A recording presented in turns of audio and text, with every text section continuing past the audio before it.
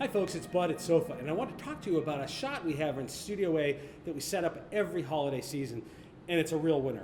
The first thing, we call it the Bokeh shot because it has to do with out of focus highlights coming from your camera's lens.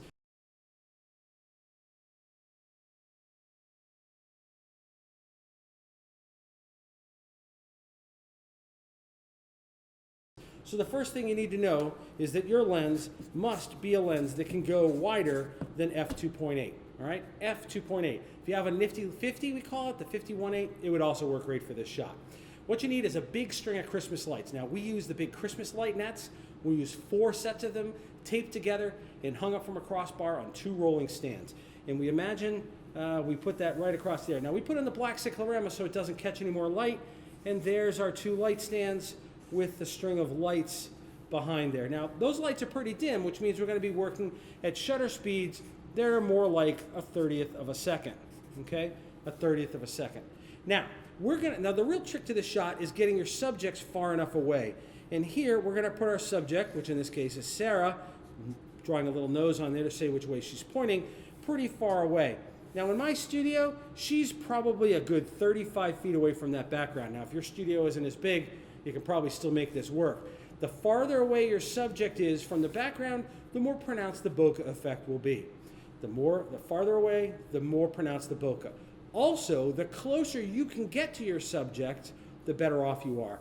In this case, I've got a camera on a camera stand, and this I'm shooting with a 70 to 200 f2.8 because I really want to fill the frame. Now, you could equally do it with that 50 millimeter lens or maybe one of the 85 millimeter lenses. Again, as long as they're at least in the 1.8 variety, you'll be very pleased with the results. The shorter the distance you make it, and in my case, we were about 8 feet away. We want this distance to be shorter and this distance to be longer. On the studio, you want them forward to the first red line. If you're here, you know what I'm talking about.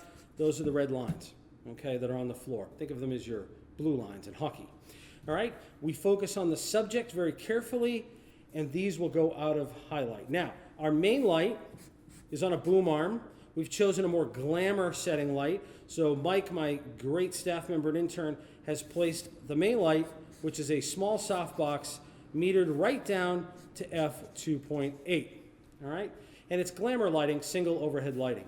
And you can see that shot there, and it works very well. Now, we at SOPHA, we tend to take things a little bit too far. So what we're going to do is we're going to add in this little bokeh kit. Now, we're going to have not only out of focus highlights, but we're going to add this nifty little kit, Bokeh Masters kit. Now, I won't kid you. You could do this at home with something else, and it gives you this little thing you put across the front of the lens. It's held on with elastics. With the 50 and the 85, this gizmo works just fine. However, for us, because I was using the 70 to 200 with a larger 77 millimeter diameter, we needed to use some duct tape instead. Now, in the end, the only thing we ended up using out of this nifty kit was the blank plastic discs. It actually comes with all sorts of little discs, pull those out, with different shapes in them. And you'll see what that does in a second. Now, I don't know what we need a set of headphones for, or a paw print, or radioactive symbol. None of those are very jolly.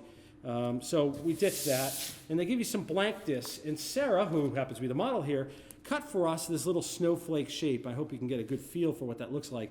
The woman's a whiz with an X-Acto knife. And we just used some duct tape to hold this on the front.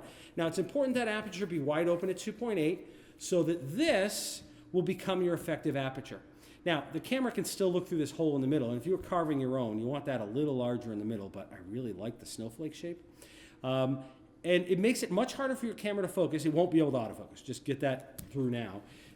So we have to manually focus, of course. And once we manually focus, we're good to go. Now remember, when you put this on, you'll have to power up your light more because effectively the aperture is smaller than 2.8. That's the entire point. This becomes the aperture, not the camera's aperture. So this light had to come up to something power-wise more like f4 or so, about a stop brighter. But the effective aperture is still small. And what you end up with is really cool out-of-focus highlights. So again, to review the key points, Number one, the distance between your subject to the background must be as far away as possible. The distance between your subject and your camera should be as short as possible, such that it fills the frame, or if nothing else, ends up being the minimum focusing distance of the lens. All right, so these distances are very far in our studio.